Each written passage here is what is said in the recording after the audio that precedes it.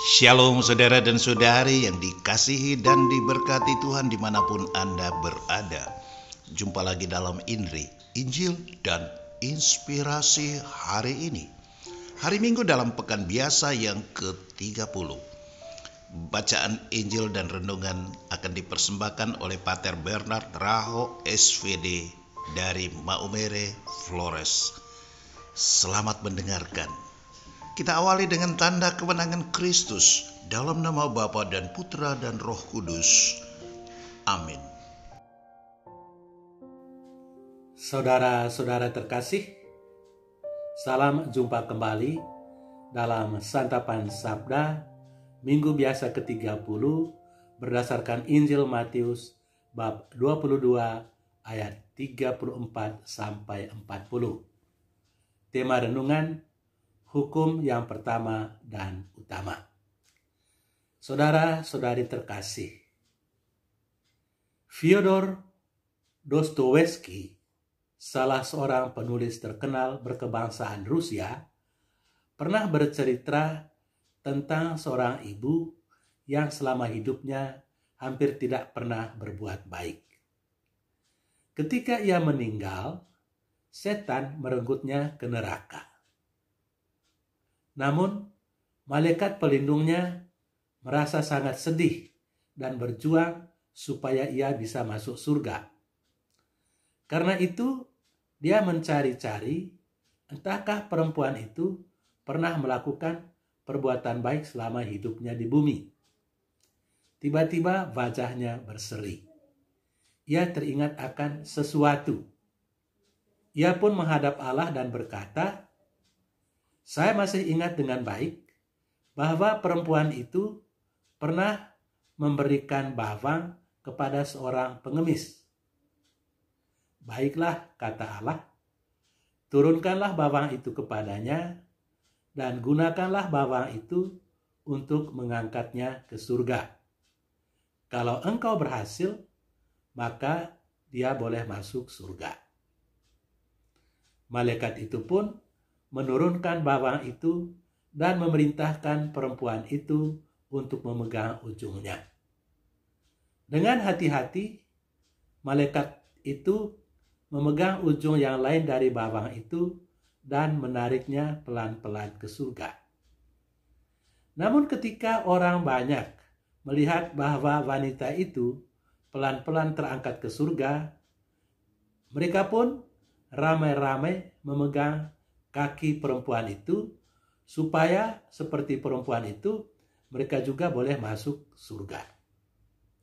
Tetapi perempuan itu cemas kalau bawang itu terlepas. Oleh sebab itu, dia menendang mereka sambil berkata, "Ini bawang saya dan bukan bawang kamu. Hanya saya yang boleh menggunakannya dan diantar ke surga." Ketika berkata demikian, bawang itu terlepas dan ia kembali lagi ke api neraka. Malaikat pelindungnya menangis terseduh-seduh karena sampai saat terakhir wanita itu tidak bisa diselamatkannya semata-mata karena ia ingat diri. Dia tidak mau supaya orang-orang lain juga diselamatkan seperti dia. Dia mengabaikan hukum cinta kasih. Saudara-saudari terkasih, dalam Injil hari ini, orang-orang Farisi bertanya kepada Yesus tentang hukum yang utama di dalam hukum Taurat. Yesus menjawab bahwa hukum yang utama dan pertama dari semua perintah yang ada di dalam hukum Taurat adalah kasih kepada Allah. Sedangkan perintah kedua, yang sama pentingnya seperti perintah pertama, yakni kasih kepada sesama manusia. Itulah isi dari semua semangat dari seluruh kitab Taurat dan kitab nabi-nabi. Pada kedua hukum itu tergantung seluruh isi kitab suci. sungguh luar biasa.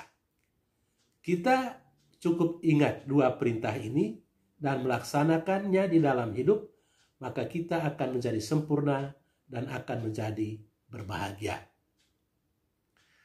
Memang dalam praktiknya tidak terlalu gampang untuk menjalankan kedua perintah tersebut.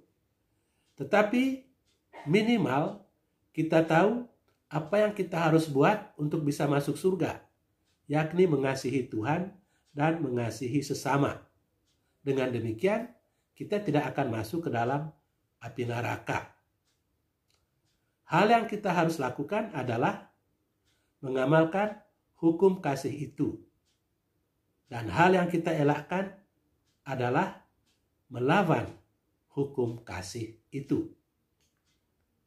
Saudara-saudari terkasih, perempuan di dalam cerita tadi gagal masuk ke dalam kerajaan surga karena sampai saat-saat terakhir dia masih ingat diri.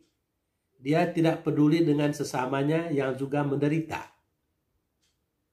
Sesungguhnya pada akhirnya kita akan diadili oleh perbuatan kasih yang kita lakukan kepada sesama. Sebab Yesus sendiri dalam pengadilan terakhir pernah berkata, "Sebab ketika aku lapar, kamu memberi aku makanan. Ketika aku haus, kamu memberi aku minuman. Ketika aku telanjang, kamu memberi aku pakaian. Ketika aku sakit, kamu melawati aku. Dan ketika aku di dalam penjara, kamu mengunjungi aku." Injil Matius bab 25 ayat 35 sampai 36.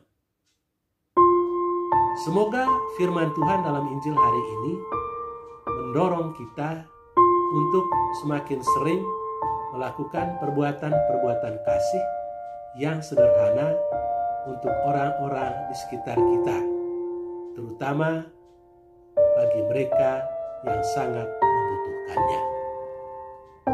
Tuhan memberkati.